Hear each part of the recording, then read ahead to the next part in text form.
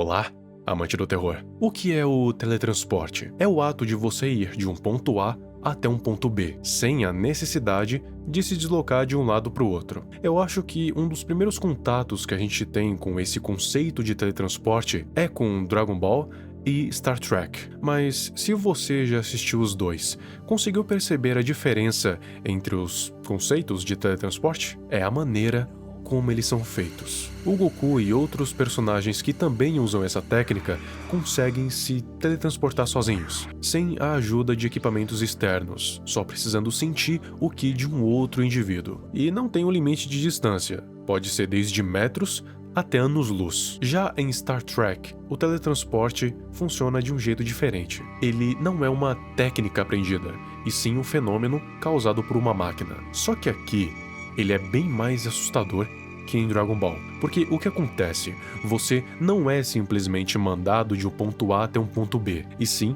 o seu corpo é fragmentado partícula por partícula, os seus dados são copiados e do outro lado do teletransporte, você é refeito. Ou melhor, um clone seu é criado com todas as suas memórias, manias, enfim.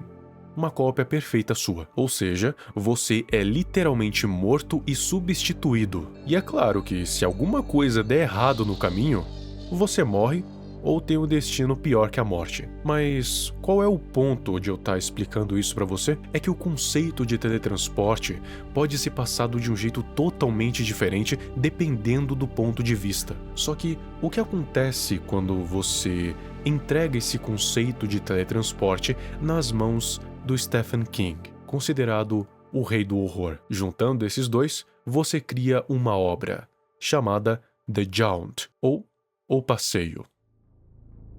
Stephen King nunca amenizou quando o assunto é transformar cenários em puro horror. A gente pode ver isso em It a Coisa, Dark Tower, Boogeyman, etc. Horror cósmico, então, é uma das suas especialidades. E claro que não seria diferente quando falamos de The Jaunt. A gente vai para o ano de 2300, onde de praxe, os seres humanos evoluíram a ponto de conseguirem criar o teleporte, também conhecido como The Jaunt. Nesse tempo, o teleporte não é algo considerado revolucionário ou incrível. Ele é tratado como se fosse um avião, só que em vez de ser de um país para o outro, é de um planeta para o outro no sistema solar. O teleporte foi criado em meados de 1987 por um cientista chamado Victor Caroni. Ele não tinha muitos fundos para conseguir fazer a invenção, mas tinha uma mente brilhante e ideias mirabolantes. Ele fez diversos, inúmeros experimentos, só que cada um fracassou,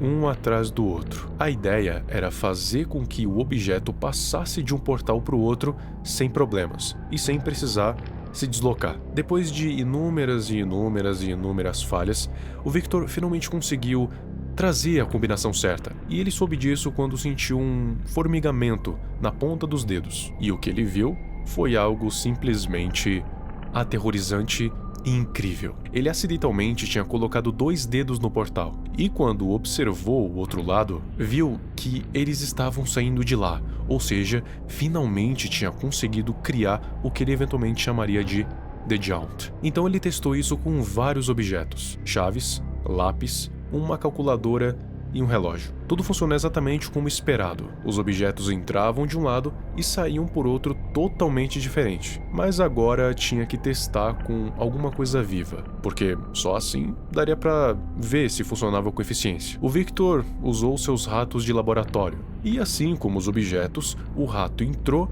e saiu do outro lado ainda vivo. Mas o comportamento dele mudou ligeiramente. Ele estava completamente imóvel de primeira vista. Depois, ele começou a se mover de um jeito totalmente irregular, logo antes de morrer de repente. Ele testou isso mais umas 3 vezes. Todos os ratos morreram, seja instantaneamente ou alguns segundos ou minutos depois, mas todos morreram. Mas em um dos testes, ele reparou numa coisa: quando ele colocava o rato pela parte de trás primeiro, mas não fazia ele atravessar completamente, ele ficava bem. Mas quando ele fazia a mesma coisa, só que pelo lado da frente, aí sim, ele tinha a crise e morria. Ou seja, não tinha nada a ver com o físico, mas com o mental. Alguma coisa acontecia na mente do rato que deixava ele perturbado, afetando a parte física, fazendo ele morrer logo em seguida. Mas não tinha como saber o que era, afinal, ratos não falam. Depois disso, o Victor descobriu que seres com maior atividade neural, como humanos ou animais, só podiam sobreviver a um Jaunt se estivessem totalmente inconscientes. Mas agora, era hora de testar isso com cobaias humanas. E geralmente essas cobaias são ou voluntários ou prisioneiros condenados que podem ter a pena reduzida ou completamente perdoada. Os testes foram feitos com prisioneiros. A maioria foi feita inconsciente e saiu de boa do outro lado, mas ainda faltava saber o que acontecia quando se fazia o Jaunting consciente. Então, pegaram um prisioneiro condenado à morte chamado Rudy Foggia e falaram que, se ele participasse do teste, a sua pena seria completamente absolvida e todos os seus crimes iriam ser completamente apagados. E como qualquer pessoa condenada a ir para a cadeira elétrica, ele aceitou. O que aconteceu foi tão insano que eu vou descrever exatamente o que está no livro. Ele sobreviveu, mas Rudy Foggia não estava em condições de comer o frango. No espaço que levou para Jaunt percorrer 2 milhas, estimado em 0,0000067 de segundos pelo computador, o cabelo de Foggia ficou branco como a neve. Seu rosto não havia mudado fisicamente. Não ficou enrugado, nem caído, nem atrofiado, mas dava a impressão de uma idade avançada, quase incrível. Foggia saiu do portal com os olhos esbugalhados e inexpressivos, a boca se contorcendo, as mãos abertas à sua frente. Ele começou a babar. Os cientistas que se reuniram se afastaram dele e não. Mark realmente duvidava que algum deles tivesse falado. Afinal, eles sabiam sobre os ratos, as cobaias e os hamsters. Qualquer animal, na verdade, com mais cérebro do que um verme comum. Eles devem ter se sentido um pouco como aqueles cientistas alemães que tentaram engravidar as mulheres judias com esperma de pastores alemães. "O que aconteceu?" gritou um dos cientistas. Foi a única pergunta que Foggia teve a oportunidade de responder. "É uma eternidade ali dentro", disse ele. E caiu morto devido ao que foi diagnosticado como um ataque cardíaco fulminante. Os cientistas ali reunidos ficaram com o seu cadáver, que foi cuidadosamente cuidado pela CIA e pela FBI, e aquela estranha e terrível declaração: "É a eternidade lá dentro". Aconteceu a mesma coisa que com os ratos.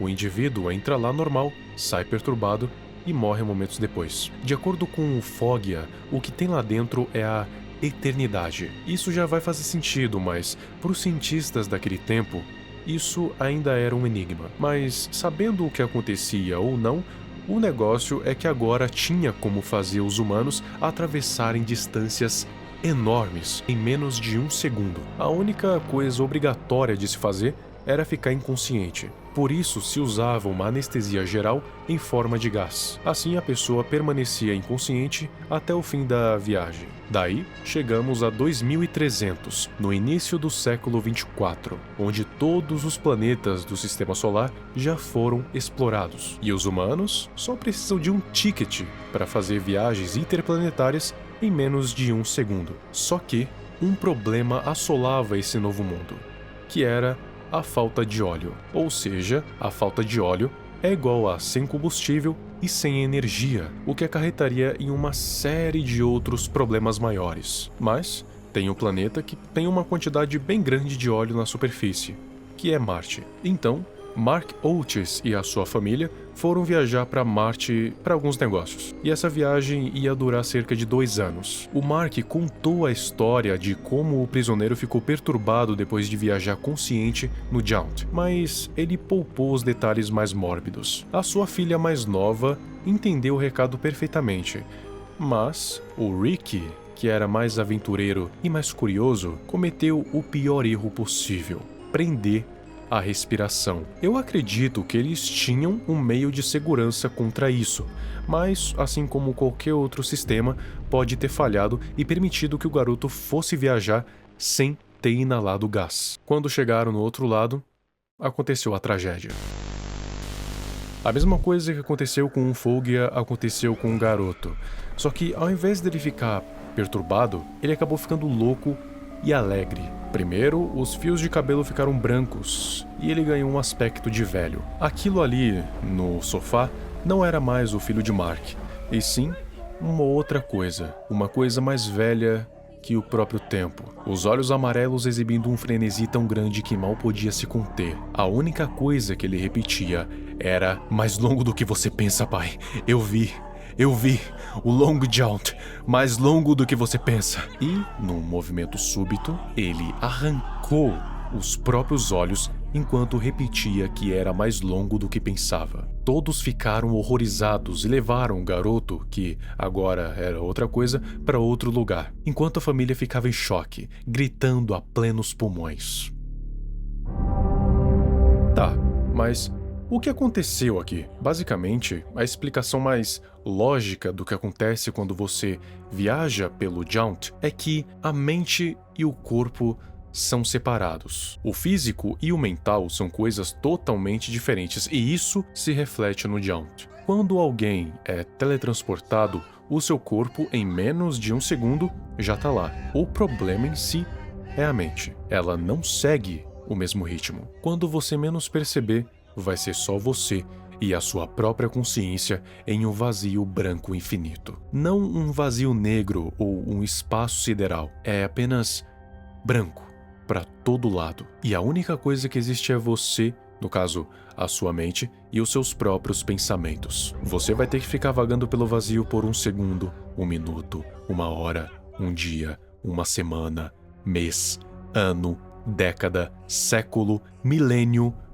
por um tempo simplesmente incalculável. Passar pelo Jaunt consciente é a mesma coisa que ficar preso pela eternidade no vazio branco no absoluto tédio. Eu acho que o Stephen King acredita que o pior castigo para um ser humano, principalmente aquele que tem muitas questões, é ficar preso com seus próprios pensamentos por muito tempo. Quem dirá pela eternidade. Por isso que todos que sofreram conscientemente no Jaunt, sem exceção, voltaram loucos. Porque para aqueles que estão fora, durou menos que um segundo. Mas para quem entrou no Jaunt conscientemente, foi uma eternidade. Aqueles que já leram as obras sabem que todas elas acontecem em um universo compartilhado, que é o macroverso. E uma das coisas que a gente aprende quando vê o horror cósmico é que a mente humana não é capaz de aguentar ver, presenciar a verdadeira extensão do universo, ou, nesse caso,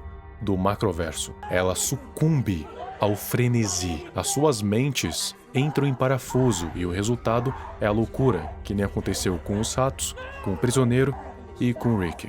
Me diga aqui nos comentários o que você achou dessa obra magnífica do Stephen King e como ela retrata como o conceito de teletransporte pode ser assustador. E aproveita que você vai descer e me segue nas minhas outras redes sociais, no meu Twitter e no meu Instagram. E aí, tá a fim de um passeio?